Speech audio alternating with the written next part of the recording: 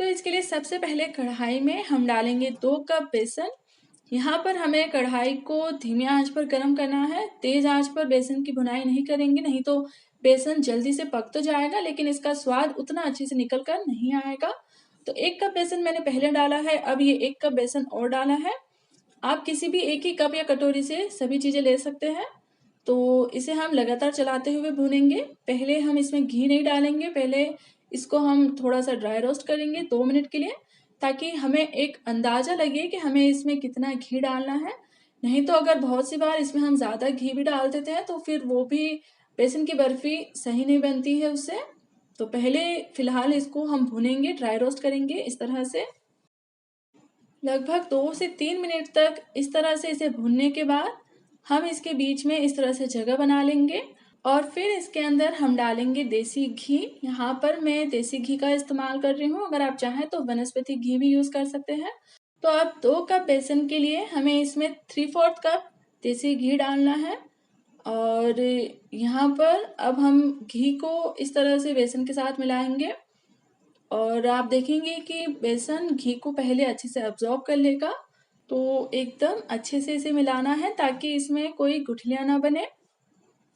इसमें बेसन जितना घी अब्ज़ॉर्ब करता है उतना ही इसमें घी डालना होता है।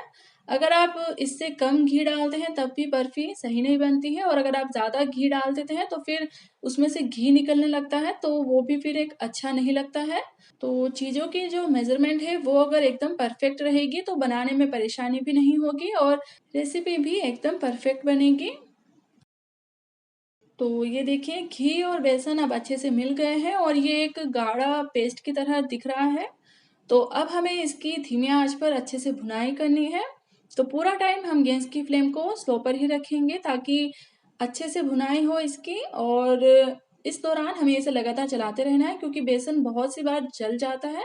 तो ये जले नहीं, उस बात का ध्यान रखें। जैसे-जैसे घी गरम होगा, बेसन की भुनाई होगी, वैसे-वैसे आप नोटिस करेंगे कि बेसन फूलने लगेगा और इसके अंदर थोड़े-थोड़े झाग आने लगेंगे। साथ ही बेसन एक बार घी को अब्ज़ॉर्ब करके उसको रिलीज़ करने लगेगा। तो यहाँ पर आप देखिए पहले से ये थोड़ा-सा पतला भी होता जा रहा है, साथ ही साथ इसमें बुलबुले भी उठ रहे हैं। तो अभी इसका कलर एकदम अच्छा नहीं आया है, तो हम इसको थोड़ा और भूनेंगे। तो बेसन को अच्छे से भूनने में लगभग हमें 10 से 12 मिनट या ज़्यादा से ज़्यादा 15 मिनट भी लग सकते हैं। और अब आप देखिए कि बेसन ने घी को छोड़ दिया है और हमारा जो मिश्रण है ये बहुत ही ज़्यादा फुला-फुला और झागदार दिख रहा है। तो ये इसकी परफेक्ट स्टेज है। यहाँ पर अब बस इसको हम 1 मिनट के लिए और भून लेंगे ताकि इसका कलर और भी अच्छा हो जाए। और इसी के साथ इसमें फ्लेवर के लिए मैं इसमें ये हाफ़ टी स्पून हरी इलायची का पाउडर डाल रही हूँ। ये पूरी तरह से ऑप्शनल है लेकिन इससे स्वाद और अच्छा आएगा इसका। तो इसे भी मिला लेंगे और सिर्फ़ 1 मिनट के लिए इसे और भून लेंगे। अब आप या तो गैस फ्लेम को बंद कर दीजिए या फिर आप एकदम स्लो पर गैस फ्लेम को कर दीजिए। क्योंकि इसके अंदर अब हम डालने वाले हैं मिल्क मेड यानी कि कंडेंस मिल्क। तो 2 कप बेसन के हिसाब से हमें इसमें लगभग 1.5 कप कंडेंस मिल्क डालना है और ये हम इसमें धीरे-धीरे से डालते जाएँगे और चम्मच चलाते हुए इसे मिक्स करते जाएँगे। कंडेंस मिल्क डालने से इसका टेस्ट बहुत ही अच्छा आता है, एक तरह से मावे की तरह इसका स्वाद लगता है, साथ ही साथ ये मीठा भी होता है, तो हमें इसमें अलग से ज़्यादा चीनी डालने की ज़रूरत नहीं होती है। फिर भी आप अपने टेस्ट के अकॉर्डिंग कंडेंस मिल्क थोड़ा-सा कम या ज़्यादा कर सकते हैं। आप चाहें तो यहाँ पर घर का बनाया हुआ कंडेंस मिल्क इस्तेमाल कर सकते हैं या फिर बाज़ार में इसके रेडीमेड डब्बे भी मिलते हैं, तो आप बाज़ार वाले मिल्क मेड का भी यूज़ कर सकते हैं। तो यहाँ पर मैं आपको बताऊँगी इसका तरीका आगे। फिलहाल हम इसको थोड़ा-सा और पका लेंगे, इसके थोड़ा और गाढ़ा हो जाने तक।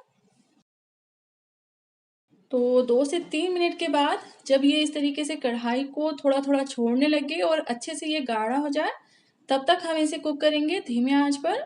अगर तेज़ आँच कर देंगे तो फिर ये जलने लगेगा, कलर चेंज कर लेगा, तो बस। और टेस्ट करने के लिए आप थोड़ा-सा मिश्रण अलग निकाल कर उसे ठंडा करें और फिर अगर उसकी इस तरीके से बॉल बन रही है, तो फिर चक्की जमाने के लिए ये एकदम परफेक्ट है। तो इस स्टेज पर अब हम गैस फ्लेम को बंद करेंगे और इसको अब हम सेट करेंगे। तो अब हम लेंगे कोई थाली, बर्फी ट्रे या कोई भी मोल्ड आप यूज़ कर सकते हैं। तो इस पर हम घी या तेल लगा लेंगे, इस तरीके से। अब ये गर्मा-गर्म बेसन का मिश्रण हम इसमें डालेंगे और अच्छे से हम इसे इस तरह से फैलाएंगे। इसकी सरफेस एकदम स्मूथ हो उसके लिए अगर आप चाहें तो स्पैचुला पर या चम्मच पर ज़रा सा घी लगा करके इसे स्मूथ कर सकते हैं। और इसी के साथ इसे गार्निश करने के लिए ऊपर से मैं इस पर ये थोड़े से बादाम की कतरन और पिस्ता की कतरन भी लगा रही हूँ। अगर आप चाहें तो इसकी जगह पर चांदी का वर्क लगा सकते हैं, अपने पसंदीदा ड्राई फ्रूट्स इस पर लगा सकते हैं या फिर प्लेन भी इसे रख सकते हैं। हल्का हल्का से इनको भी हम प्रेस कर देंगे ताकि ये भी इसमें अच्छे से सेट हो जाए। अब हम इसे जमने के लिए छोड़ देंगे। अगर आप चाहें तो इसे पंखे की हवा में भी रख सकते हैं और जल्दी है आपको तो फिर आप इसे फ्रिज में रख कर भी सेट कर सकते हैं। तो बर्फ़ी के जमने तक हम इसे रखेंगे। अब घर पर बाजार जैसा कंडेंस मिल्क बनाने के लिए हम लेंगे ये 1 कप मिल्क पाउडर। यहाँ पर हमें 1 ही कप से सभी चीज़ों को लेना है। तो 1 कप मिल्क पाउडर में अब हम डालेंगे 1 कप चीनी। सभी चीज़ों की मेजरमेंट हमें कप या कटोरी से करनी है तो ग्राम्स में मैं आपको नहीं बता रही हूँ। और अब हम इसमें डालेंगे 1 कप दूध। तो इन्हीं तीनों चीज़ों से हमारा बाजार जैसा मिल्क मेड बनेगा। और तीनों चीज़ों की जो क्वांटिटी है वो हमें सेम रखनी है। 1 कप मिल्क पाउडर, 1 कप चीनी और 1 कप दूध। अब इनको हम अच्छे से मिलाएंगे और इसमें मिल्क पाउडर की गुठलियाँ ना बने इस बात का आप ध्यान रखें। तो ये देखिए ये मिश्रण अब अच्छे से मिक्स हो चुका है। तो अब हम इसे गैस पर रखेंगे और इसकी कुकिंग करेंगे। तो धीमी आंच पर हमें इसे पकाना है और लगातार चलाते हुए इसे कुक करेंगे क्योंकि अभी इसमें जो मिल्क पाउडर है वो इसके नीचे बैठ जाता है तो ये जल ना जाए उसके लिए इसे चम्मच से चलाना ज़रूरी है। थोड़ी ही देर में चीनी इसमें घुल जाएगी और ये गर्म होकर के बॉईल होने लगेगा। तो जब ये इस तरीके से उबलने लगे कि इसमें अच्छे से बुलबुले आने लगे और ये थोड़ा गाढ़ा हो जाए तब तक हम इसे पकाएंगे। घर पर जो हम कंडेंस मिल्क बना रहे हैं इसकी क्वालिटी और क्वांटिटी काफ़ी ज़्यादा अच्छी होती है क्योंकि बाज़ार में जो कंडेंस मिल्क मिलता है उसमें प्रिजर्वेटिव्स डाले जाते हैं ताकि वो महीनों तक ख़राब ना हो। लेकिन हम घर पर बना रहे हैं तो इसमें प्रिजर्वेटिव डालने की कोई ज़रूरत नहीं होती है और बनाना भी इसे आसान है तो आप जब चाहे तब इसे बनाकर तैयार कर सकते हैं। और अब इसे चेक करने के लिए पहले हम इसे थोड़ा-सा ठंडा करेंगे और फिर इस तरीके से इसे चेक करेंगे।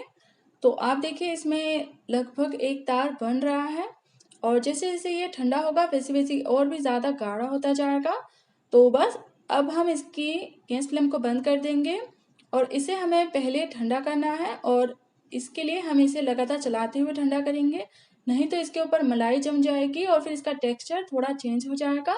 तो पूरी तरह से हम इसको ठंडा करेंगे और ठंडा होते ही ये अपना घर का बना हुआ कंडेंस मिल्क तैयार है, जिसका यूज़ आप मिठाइयों में, कई तरह की रेसिपीज़ में कर सकते हैं और इसे बना कर के अच्छे से एयर टाइट कंटेनर में इसे स्टोर करके आप लगभग 15 दिनों तक इसे फ्रिज में स्टोर करके भी रख सकते हैं और जब चाहे, जैसे चाहे वैसे इसका यूज़ कर सकते हैं।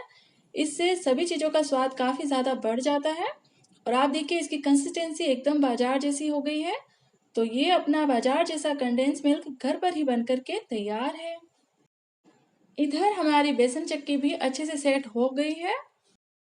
तो अब हम चाकू की मदद से इसके पीसेस कट करेंगे और ये देखिए एकदम नरम नरम सी, मुलायम सी हमारी बहुत ही स्वादिष्ट बेसन की चक्की तैयार है। तो अब जल्दी से हम इसे सर्व करेंगे। इस तरह से ये हमारी बिना चाशनी बनी हुई बहुत ही स्वादिष्ट बेसन की बर्फ़ी या बेसन की चक्की बनकर के तैयार है खाने के लिए। तो आप भी इस तरह से इसे घर पर बनाइए, खाइए और सबको खिलाइए, सबको ये बहुत पसंद आएगी। और अगर आपको मेरी ये रेसिपी पसंद आई हो तो प्लीज़ इसे ज़रूर लाइक करें, शेयर करें।